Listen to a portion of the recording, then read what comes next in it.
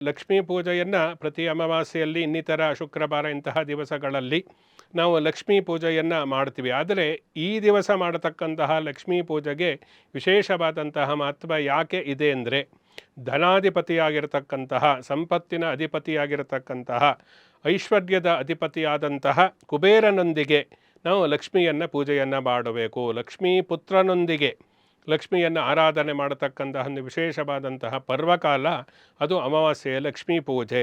ಆದ್ದರಿಂದ ಆ ಲಕ್ಷ್ಮೀ ಪೂಜೆಯನ್ನು, ಕುಬೇರನ ಪೂಜೆ, ಧನಾಧಿಪತಿಯಾದಂತಹ ಕುಬೇರನ ಪೂಜೆಯನ್ನು ನಾವು ಮಾಡತಕ್ಕಂತಹ ಉಲ್ಲೇಖ ಶಾಸ್ತ್ರಗಳಲ್ಲಿ ಇರುವುದರಿಂದ ಕುಬೇರನಿಗೂ ಕೂಡ ನಾವು ಪೂಜೆಯನ್ನು ಮಾಡಬೇಕು ಅಂಥೇಳಿ, ಅದರಿಂದಲೇ ಇದಕ್ಕೆ ವೈಶ್ಯರ ಪರ್ವ ಅಂಥೇಳಿ, ಸಾಮಾನ್ಯವಾಗಿ ವೈಶ್ಯರ ಪರ್ವ ಅಂಥೇಳಿ ಹೆಸರು ಬಂದಿರತಕ್ಕಂಥದ್ದು. ಸಾಮಾನ್ಯವಾಗಿ ವ್ಯಾಪಾರ ವ್ಯವಹಾರವನ್ನು ಮಾಡತಕ್ಕಂಥವರು ಎಲ್ಲರೂ ಕೂಡ ಆ ಲಕ್ಷ್ಮೀ ಪೂಜೆಯನ್ನು ಕಡ್ಡಾಯವಾಗಿ ಮಾಡಿಯೇ ಮಾಡ್ತಾರೆ. ಅದನ್ನು ಎರಡು ರೂಪದಲ್ಲಿ ಮಾಡಬಹುದು. ಒಂದು ವಿಗ್ರಹ ರೂಪದಲ್ಲಿ ಮಾಡತಕ್ಕಂಥದ್ದು, ಇನ್ನೊಂದು ಧನ ಸಂಪತ್ತಿಗೆ ಚಿನ್ನ ಬೆಳ್ಳಿ ಅಥವಾ ಹಣಕ್ಕೆ ಪೂಜೆಯನ್ನು ಮಾಡತಕ್ಕಂತಹದ್ದು ವಿಶೇಷವಾಗಿರುತ್ತೆ. ಪ್ರಮುಖವಾಗಿ ಮಹಾಲಕ್ಷ್ಮಿ ಪೂಜೆಯನ್ನು ಕುಬೇರನೊಂದಿಗೆ ಮಾಡಬೇಕು ಅಂತ ಹೇಳಿ ವೇದಗಳಲ್ಲಿಯೂ ಕೂಡ ಹೇಳುತ್ತೆ.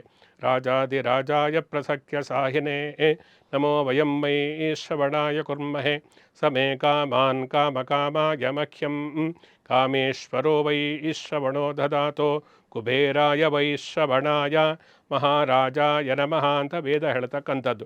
ಅಂದರೆ ಕುಬೇರನಿಗೂ ಕೂಡ ನಾವು ವೈಶ್ರವಣನಾದಂತಹ, ಧನಾಧಿಪತಿಯಾಗಿರತಕ್ಕಂತಹ, ಐಶ್ವರ್ಯವನ್ನು ಅನುಗ್ರಹ ಮಾಡತಕ್ಕಂತಹ ಕುಬೇರನನ್ನು ನಾವು ಈ ದಿವಸ ಪೂಜೆ ಮಾಡಬೇಕು ಲಕ್ಷ್ಮಿಯೊಂದಿಗೆ ಅಂಥೇಳಿ.